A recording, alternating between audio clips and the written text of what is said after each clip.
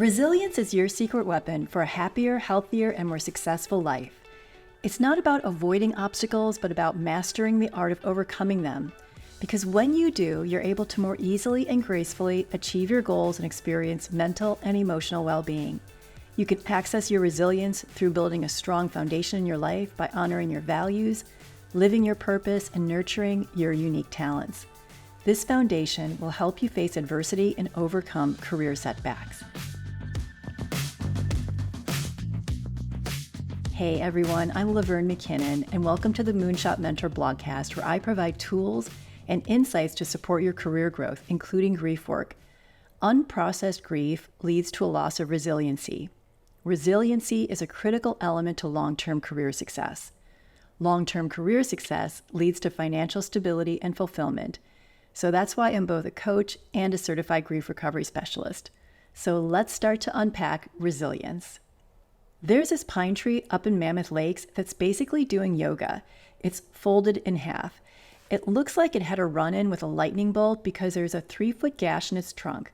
I'm guessing it was about 20 feet high when its upwards trajectory was cut short. So a very young tree, only about 10 years old. Most pine trees live to be about 100 to 200 years old. Now, what's so extraordinary about this tree is that there's a single branch still attached to the trunk of the tree that had been forced down to the ground that's now reaching up to the sky. And it has buds sprouting new branches. It's honestly a sight to behold, kind of miraculous in its own way. When I look at that tree, I can't help but see a story of resilience etched right into its trunk. Life threw it a curveball, left a deep wound, but it's pushing through. Nature is an unstoppable force, and this tree, it's a living, breathing testament to a beautiful, unwavering spirit that we all have. I'm going to call this tree Charlie. Charlie's story starts as a lone seed, just hanging out in a pine cone, biding its time for the right moment to make a move. Have you ever felt like that? Maybe like going through life's motions, first as a kid, doing what you're told, and then maybe starting to push boundaries as you stretch your wings. Wow, I think I'm mixing a lot of metaphors right now. But then anyway, bam, you're out there in the world as an adult, finding your place and your sense of belonging. After Charlie found a place to burrow, its first root broke through its seed casing. I imagine it was the day after a mild storm, the rain fueling Charlie's growth spurt. Intuitively, Charlie knew which way was up and followed the light, defying gravity. Now I burrowed in Chicago for 4 years after college, knowing I would eventually move to Los Angeles. And that Chicago time was needed for me to build my confidence so I could break out of my casing and put roots down in Hollywood. And I had a mild storm too that fueled my early career growth spurt. It was when I found myself in meetings as a first-time development executive and didn't understand strategy conversations. So I went back to school and I got my MBA. Once Charlie's first root took hold, it was like a green explosion, pushing through the soil, leaves shooting up with wild abandon. Charlie had the perfect combo of water, sunlight, and air to thrive. Education's been my water, formal and informal. I love reading, taking classes, talking to people. My sunlight historically has been external validation because I'm a people pleaser and perfectionist. It's something I've been working on to course correct, and I'm now finding that my sunlight is becoming my own self-reflection and assessment. I access this through journaling and meditation. My air is great food and exercise. I can really notice when I'm not fueling my body properly, and I need hardcore cardio to release stress. Now, Charlie's got a solid base, about 4 feet in diameter and roots reaching about 6 feet deep. That strong foundation is what saved it when lightning hit. In other parts of the forest, there were uprooted trees, but not Charlie. Its foundation also gave it the springboard to grow back and sprout new branches. Your foundation consists of 6 elements which will manifest in different ways for different people. The first is your values. These are the things that are most important to you. Second is your life purpose. This is your reason for being. It's not your job or your career. Your job and your career are a manifestation of your life purpose. Third are your talents. These are the things that you're good at. And it's honestly frequently hard for people to recognize their own talents because they just come so naturally to them.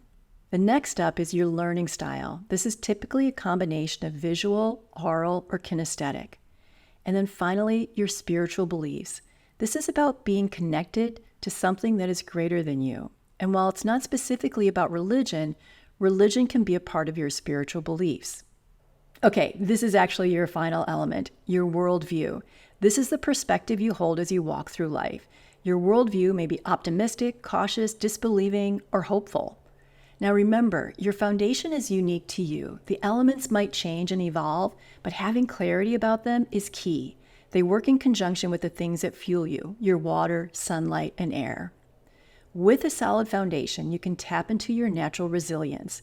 When Charlie was hit by lightning, it was knocked in half, but it didn't fall over.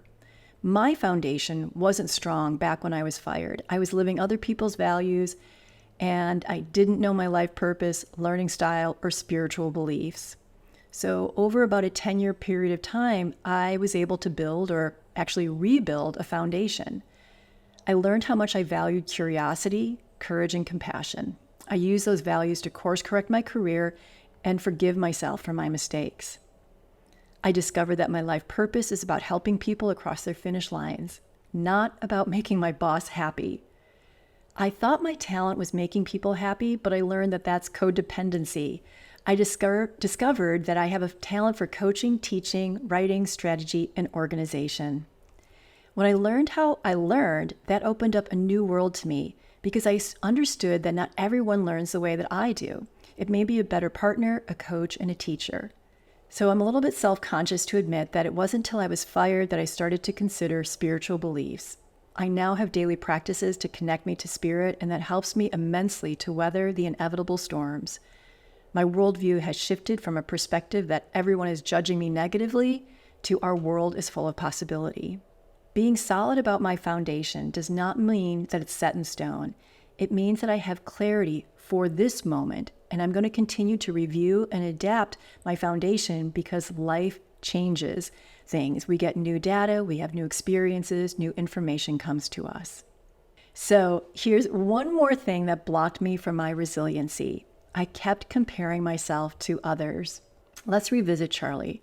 Around Charlie, there were these towering, magnificent trees over 40 feet tall, and then there was Charlie, all twisted and mangled. If Charlie had human thoughts and emotions, it might have thrown in the towel. How could it possibly grow as tall and strong as these other trees after such a devastating blow? It was critical for me after I was fired to assess without judgment and comparison. The hard truth is that I wasn't in competition. My peers had either leapfrogged over me or left the business. So I was creating and developing new peers, and I had to reconnect to my values and purpose so I could determine next steps. And like Charlie, my trajectory is not straight up. It's twisty and winding, but I have to say, I am reaching for the sky. Bottom line, our careers typically have years of effort with growth spurts. Unfortunately, it's not unusual to experience unexpected lightning strikes. Charlie's story reminds us that a strong foundation can weather the storms and help us grow, even when the odds seem stacked against us. So, my friends, take a moment to assess, not judge your own path. Embrace your unique foundation, and remember it's never too late for the sky. Soak in the sunlight and breathe in the air of possibility. Okay, a couple of journal prompts as some final food for thought. What's been the water, sunlight, and air in your career journey? Have you ever had a curveball thrown at your career like lightning for Charlie? What was it? What happened? How did your foundation help you respond to this challenge? I'd love to hear from you, especially what curveballs or lightning strikes you've experienced, so please drop me a comment. And if you are enjoying what you are hearing and watching, please subscribe. Your subscription helps me continue to provide tools and insights to support your career growth, including the importance of grief work. And if you want support in clarifying your foundation, I offer private coaching sessions as well as in-person and virtual group work. Reach out to LaverneMcKinnon.com to set up a complimentary consultation. And a very special thanks to my director, Lynn Chen. You can find her at Ms. Lynn Chen on Instagram, and that's going to lead you to all of her fabulous work. And I'll see you next week.